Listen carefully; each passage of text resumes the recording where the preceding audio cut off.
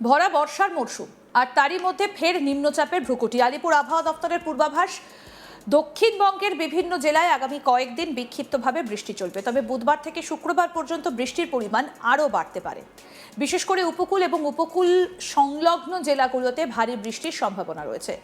অর্থাৎ বর্ষার মধ্যে আবার চোখ রাঙাচ্ছে নিম্নচাপ।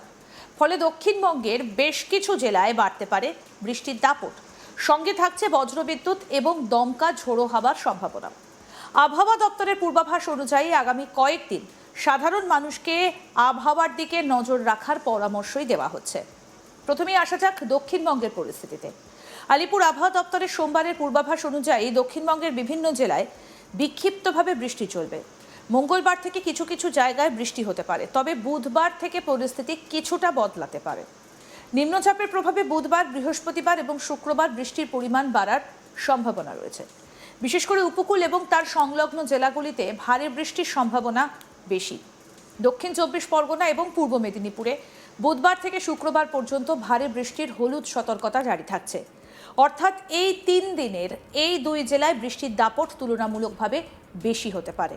তবে শুধু ভারী বৃষ্টি নয়, দক্ষিণবঙ্গের একাধিক জেলায় বজ্রবিদ্যুৎ সহ বৃষ্টির সতর্কতাও থাকছে। সঙ্গে বইতে পারে দমকা ঝোড়ো বাতাস। বাতাসের গতিবেগ ঘন্টায় প্রায় 30 থেকে 40 কিলোমিটার হতে পারে। এই পরিস্থিতিতে উত্তর চব্বিশ পরগনা, দক্ষিণ চব্বিশ পরগনা, পূর্ব মেদিনীপুর, পশ্চিম মেদিনীপুর, ঝাড়গ্রাম এবং হাওড়ায় আবহাওয়ার বিশেষ সতর্কতা থাকছে। এই জেলাগুলোতে হালকা থেকে মাঝারি বৃষ্টির পাশাপাশি বজ্রবিদ্যুৎ এবং দমকা হাওয়ার সম্ভাবনা রয়েছে। অর্থাৎ আগামী কয়েকদিন দক্ষিণবঙ্গের বেশ কিছু জেলায় আকাশের মুখ ভার থাকার সম্ভাবনা। কখনো হালকা বৃষ্টি, কখনো মাঝারি বৃষ্টি, আবার কোথাও কোথাও ভারী বৃষ্টিও হতে পারে। তার সঙ্গে বজ্রবিদ্যুৎ এবং ঝোড়ো হাওয়া পরিস্থিতিকে আরও কিছুটা অস্বস্তিকর করে তুলতে পারে। তাই যারা বৃষ্টির মধ্যে বাইরে বেরোবেন তাদের অবশ্যই আবহাওয়ার আপডেট দেখে বেরোন ভালো করে।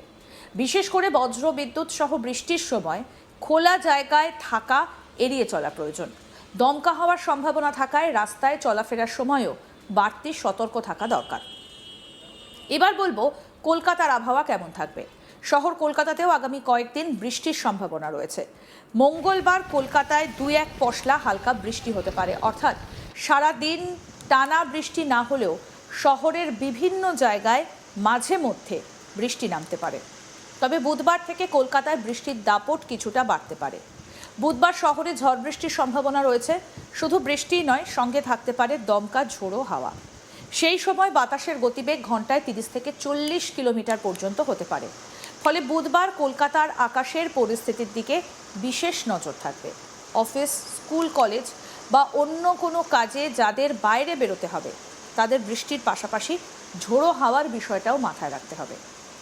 এরপর বৃহস্পতিবার এবং শুক্রবারও কলকাতায় বৃষ্টির সম্ভাবনা থাকছে। অর্থাৎ সপ্তাহের মাঝামাঝি থেকে শেষ ভাগ পর্যন্ত কলকাতায় বর্ষার আমেজ বজায় থাকার সম্ভাবনা রয়েছে।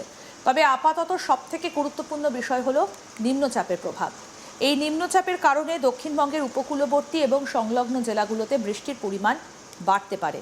ফলে যেসব জায়গায় ইতিমধ্যে জল জমে রয়েছে সেখানে নতুন করে বৃষ্টি হলে পরিস্থিতি আরও অস্বস্তিকর হয়ে উঠতে পারে। তবে স্বস্তির খবরও রয়েছে। আবহাওয়া দপ্তরের পূর্বাভাস অনুযায়ী শনিবার থেকে দক্ষিণবঙ্গের জেলাগুলোতে বৃষ্টির পরিমাণ কিছুটা কমতে পারে। অর্থাৎ বুধবার থেকে শুক্রবার পর্যন্ত বৃষ্টির দাপট থাকার পর সপ্তাহের শেষ দিকে পরিস্থিতির কিছুটা উন্নতি হবার সম্ভাবনা রয়েছে। এবার নজর রাখা যাক উত্তরবঙ্গের দিকে। উত্তরবঙ্গেও বর্ষার প্রভাব রয়েছে, তবে দক্ষিণবঙ্গের তুলনায় উত্তরবঙ্গে আগামী মঙ্গলবার থেকে বৃষ্টির সম্ভাবনা কিছুটা কমার পূর্বাভাস রয়েছে। অর্থাৎ মঙ্গলবার থেকে উত্তরবঙ্গের বেশ কিছু জায়গায় বৃষ্টির পরিমাণ কমতে পারে। তবে সব জেলায় যে একই রকম পরিস্থিতি থাকবে সেটা কিন্তু বলা যায় না। অর্থাৎ সব জেলায় একই রকম পরিস্থিতি থাকবে না। বিশেষ করে শুক্রবার জলপাইগুড়ি এবং আলিপুরদুয়ার জেলায় ভারী বৃষ্টির সম্ভাবনা রয়েছে। এই দুই জেলায় ভারী বৃষ্টির হলুদ সতর্কতা জারি থাকছে। অর্থাৎ উত্তরবঙ্গে মঙ্গলবার থেকে সামগ্রিকভাবে বৃষ্টির সম্ভাবনা কমলেও কয়েকটা জেলায় আবার ভারী বৃষ্টি হতে পারে।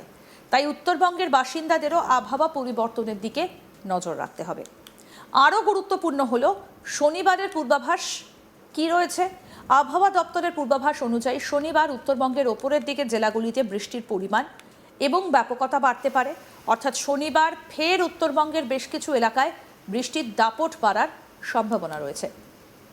বিশেষ করে দার্জিলিং, কালিম্পং, আলিপুরদুয়ার, কোচবিহার এবং জলপাইগুড়ি এই 5 জেলায় ভারী বৃষ্টির হলুদ সতর্কতা থাকবে। ফলে উত্তরবঙ্গের ক্ষেত্রে ছবিটা কিছুটা আলাদা। মঙ্গলবার থেকে সামগ্রিকভাবে বৃষ্টির সম্ভাবনা কমলেও শুক্রবার জলপাইগুড়ি এবং আলিপুরদুয়ারে ভারী বৃষ্টির আশঙ্কা থাকছে। তারপর শনিবার আবার ওপরের 5 জেলায় বৃষ্টির পরিমাণ বাড়তে পারে। কি বলছেন আবহাওয়াবিদ হাবিবুর রহমান বিশ্বাস, শুনব। 12 তারিখের আশেপাশে একটা নিম্নচাপ তৈরি হতে পারে, আর তার প্রভাবে আমাদের দক্ষিণবঙ্গের উপকূল অঞ্চলের জেলাগুলোতে 11 থেকে 14 তারিখের মধ্যে 1-2 জায়গা করে ভারী বৃষ্টিপাত হতে পারে। আর আগামী 24 ঘন্টায় আমাদের দক্ষিণবঙ্গে ভারী বৃষ্টিপাত কোনো সতর্কতা নেই, তবে হালকা থেকে মাঝারি বৃষ্টিপাত বজ্রবিদ্যুৎ সহ বজ্রগর্ভ মেঘ সঞ্চার হয়ে বিক্ষিপ্ত হবে অনেক জায়গাতেই হওয়ার সম্ভাবনা থাকছে। আর উত্তরবঙ্গে ভারী বৃষ্টির সতর্কতা উত্তরবঙ্গের জন্য আগামী দুদিনে নেই। সেখানে